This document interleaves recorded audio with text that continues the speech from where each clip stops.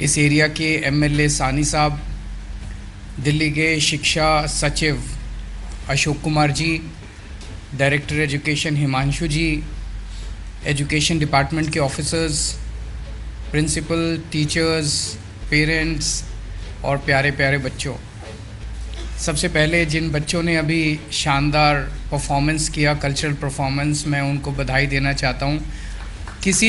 मैं कई स्कूलों में जाता हूँ, प्राइवेट स्कूल्स में भी जाता हूँ, गवर्नमेंट स्कूल्स में भी जाता हूँ और बड़े बड़े प्राइवेट स्कूल्स में भी जाते हैं।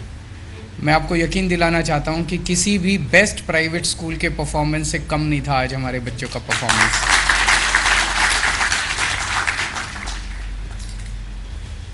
आप सब लोग जानते हैं कि शिक्षा हमारी सरकार का सबसे मोस्ट इम्पॉर्टेंट प्रायोरिटी सेक्टर है और ये हम बिलीव करते हैं, हमारी आइडियोलॉजी का हिस्सा है कि बिना शिक्षा के किसी भी देश का विकास नहीं हो सकता। दुर्भाग्यवश पिछले 75 साल के अंदर हमारे देश में दो किस्म की शिक्षा प्रणाली शुरू की गई। जिन लोगों के पास पैसे हैं उनके लिए प्राइवेट स्कूल हुए और जिन लोगों के पास पैसे नहीं है वो अपने बच्चों को गवर्नमेंट स्कूल्स में भेजने पे मजबूर हुए। ऐसा नहीं है कि सरकारी स्कूल हमेशा ख़राब होते थे। आज़ादी के बाद आप 15, 20, 25 साल का सफ़र उठा के देखें, उस वक्त के जितने बड़े बड़े लोग हैं, बड़े बड़े, चाहे पॉलिटिशियंस कह लीजिए, चाहे बड़े बड़े आईएएस अफसर कह लीजिए, चाहे पुलिस अफसर कह लीजिए, सब सरकारी स्कूलों से आया करते थे। जब हमारा देश आज़ाद हुआ तो देश के अंदर गिने चुने प्राइवेट स्कूल होते थे। लेकिन ऐसा क्या हुआ 75 साल के अंदर कि धीरे धीरे धीरे धीरे सरकारी स्कूल ख़राब होते गए, प्राइवेट स्कूल इतने बढ़ गए कि अब एक आम आदमी जिसके पास पैसा है, हर आदमी कोशिश ये करता था कि भाई 2 पैसे कमा के, 2 पैसे बचा के, एक टाइम की रोटी कम खा के अपने बच्चों को मैं प्राइवेट स्कूल में पढ़ाऊँ, चाहे बेकार से बेकार प्राइवेट स्कूल हो, सरकारी स्कूल में नहीं भेजना चाहते थे। और धीरे धीरे सरकारी स्कूलों का जो पतन है वो इतना तेज़ी से होता गया कि जब हमारी सरकार बनी, मेरे को याद है उस टाइम पिछले वाली सरकारों में ये चलता था कि 10 स्कूल इस कंपनी को दे दो, CSR में 10 स्कूल उस कंपनी को दे दो, इस स्कूल की ज़मीन को कमर्शलाइज कर लो। अजीब अजीब किस्म के आइडियाज़ होते थे। तो पूरे देश के अंदर एक स्कूलों के और एजुकेशन के प्राइवेटाइजेशन का माहौल चल रहा था। जिसका पास पैसा है उसे शिक्षा मिलेगी, जिसके पास पैसा नहीं है उसे शिक्षा नहीं मिलेगी। अगर किसी देश के अंदर ये माहौल होगा कि पैसे वाले को शिक्षा मिलेगी और गरीब को शिक्षा नहीं मिलेगी, तो फिर तो देश कभी तरक्की नहीं कर सकता। क्योंकि हमारे देश के अंदर इतने सारे गरीब हैं, इतने लोअर मिडिल क्लास के लोग हैं, वो कहाँ से पैसे ला के इतनी महंगी शिक्षा को अफोर्ड करेंगे?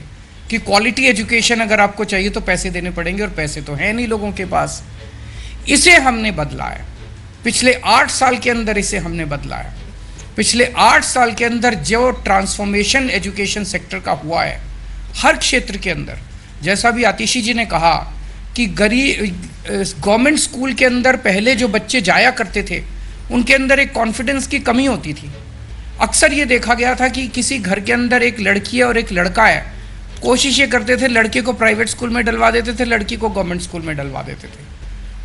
कई बार देखने में आया कि मैं पहले एनजीओ में काम करता था, पॉलिटिक्स में आने के पहले दिल्ली की झुग्गी बस्तियों में काम किया करता था। वहाँ कई बार देखते थे गवर्नमेंट स्कूल के अंदर बच्चे को भेजा, पढ़ाई होती नहीं थी, 1-2 साल के बाद उसको निकाल लेते थे कि टाइम ख़राब कर रहा है, चलो काम में हाथ तो बटाएगा, 2 पैसे कमा के लाएगा। तो ड्रॉप आउट रेट बहुत हुआ करता था। अब ये सब बंद हो गया है।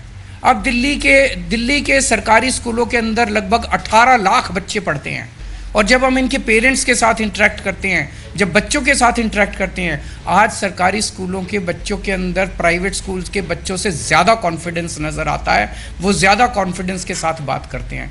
ये सबसे इम्पॉर्टेंट है। आज मेरे को याद है एजुकेशन के ऊपर ये लोग फिल्म बना रहे थे। जब हमारी नई नई सरकार बनी थी तो सरकारी स्कूलों में जाते थे तो एक बच्चे से पूछा, हम अक्सर कहते हैं ना बच्चे देश का भविष्य होते हैं, तो एक बच्चे से जब पूछा कि बच्चे देश का भविष्य होते हैं तो वो बच्चा कहता है जी वो प्राइवेट वाले होते हैं भविष्य, हम नहीं होते, सरकारी स्कूल के बच्चे देश का भविष्य नहीं होते। 5 साल के बाद वही बच्चा दोबारा जब मिला तो उसने कहा जी हमारा पूरा स्कूल बदल गया, अब हम भी इस देश का भविष्य हैं, जैसे प्राइवेट वाले इस देश का भविष्य।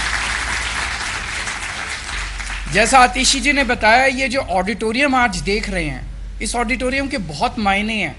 ये ऑडिटोरियम केवल एक चार दीवारी नहीं है, ये इस किस्म का ऑडिटोरियम आपको दिल्ली के बेस्ट से बेस्ट स्कूलों में भी नहीं मिलेगा। तो आज सरकारी स्कूलों के अंदर जो इंफ्रास्ट्रक्चर क्रिएट किया गया है, वो बेस्ट से बेस्ट प्राइवेट स्कूल्स के अंदर भी अवेलेबल नहीं है। जो आज हमारे बच्चों को जो सुविधाएं आज सरकारी स्कूल में मिल रही हैं, वो बेस्ट स्कूल्स के अंदर भी नहीं मिल रही हैं।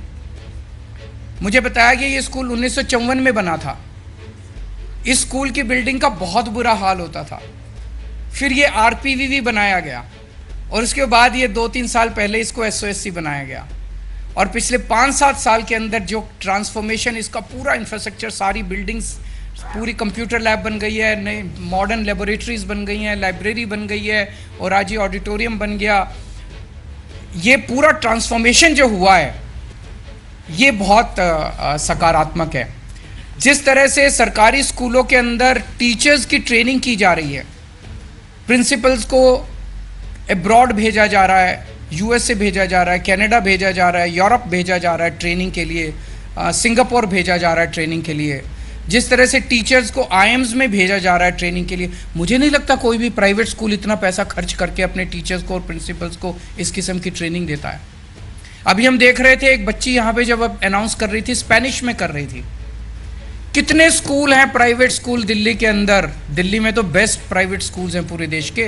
कितने प्राइवेट स्कूल हैं जो फॉरेन लैंग्वेजेस अपने बच्चों को सिखाते हैं? मुझे नहीं लगता बहुत ज़्यादा स्कूल हैं। तो अब सरकारी स्कूल, हमारे दिल्ली के जो सरकारी स्कूल हैं, वो देश के गिने हुए बेस्ट स्कूल्स की कैटेगरी में अब आते हैं। जो जिस किस्म की सुविधाएं आप लोगों को मिलती हैं, ऐसी सुविधाएं मुझे नहीं लगता कहीं भी मिलती हैं। और अब यही ट्रांसफॉर्मेशन का सिलसिला हमने पंजाब में शुरू किया। पंजाब में भी हमारी सरकार बन गई है। तो अभी मैं पहला स्कूल ऑफ एक्सीलेंस का उद्घाटन मैं अमृतसर में करके आया था थोड़े दिन पहले। पंजाब में 20,000 सरकारी स्कूल हैं, यहाँ पे तो 1000 के करीब हैं। पंजाब में 20,000 सरकारी स्कूल हैं और सारे सरकारी स्कूलों के अंदर एक साथ कुछ ना कुछ काम शुरू हो गया है। बहुत बुरा हाल है वहाँ भी, जैसे पहले दिल्ली में होता था वहाँ भी शुरू हो गया है। बिकॉज हमारी आइडियोलॉजी है कि देश को अगर हमें बदलना है तो हम 4 लोग जो बैठे हैं स्टेज पे, हम नहीं बदल सकते, हम तो बहुत छोटे लोग हैं। देश को तो आप ही लोग बदलोगे। और आप लोगों को सशक्त करने के लिए, आप लोगों को एम्पावर करने के लिए शिक्षा सबसे बड़ा हथियार है। तो जो देश अपने बच्चों को अच्छी शिक्षा नहीं दे सकता, वो तरक्की नहीं कर सकता। जो काम 75 साल में होना चाहिए था, वो अब होने लगा है।